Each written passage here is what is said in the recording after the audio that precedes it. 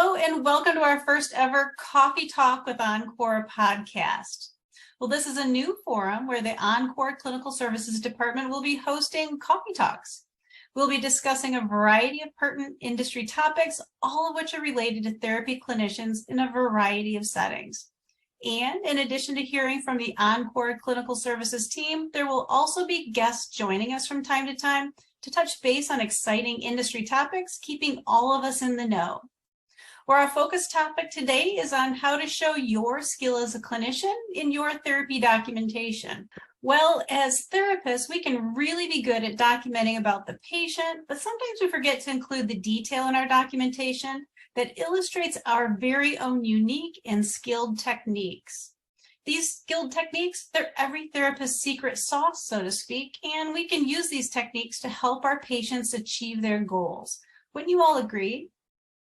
Yes, Kathy, I think it's so important for therapists to recognize what they're doing in their treatment because so much of it becomes instinctive for us. I read documentation all the time and I read what the therapists put that they think that they're doing. And I start to laugh because we say that we're doing passive range of motion or we say that we're walking the patient.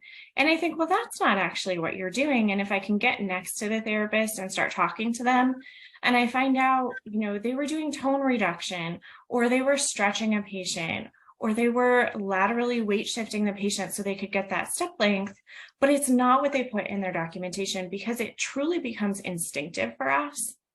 We all know we go to the mall and we're doing gait analysis while we're just walking through looking at other people shopping. You're doing it, right? But we don't document it as a skill.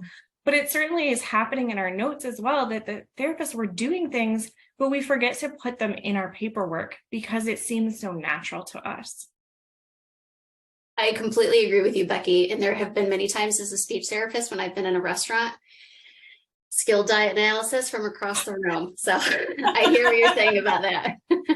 So I agree. It's really important that we're differentiating what we're doing between what other caregivers in our facilities can do, such as nurses or nurses' aides. So, we really need to take credit for the skills and the interventions that we're doing. So, for example, for PT, how does your treatment walking your patient down the hall to the dining room, how is that different than a nurse or a nurse's aide walking that patient down the hall? So, PTs are constantly doing that gait analysis and making modifications for weight shifting. So those are the techniques and the skilled components that not a nurse or no one else in the facility can do, but that discipline for therapy. So that applies for OT and speech as well. So OTs really think about how your sessions for a morning ADL, how does that look different than a nurse's aide going in and doing a morning ADL? In speech therapists, how does our skilled diet analysis look different from a nurse or a nurse's aide feeding our patients in the dining room? So really putting all of our therapist brains on paper to really take credit for what we're doing and really hold value for therapists in general. And then once you kind of master that with the daily notes, it makes it so much easier to transition it to the rest of your notes, right? So summarizing it in the progress notes, summarizing it in the discharge summaries.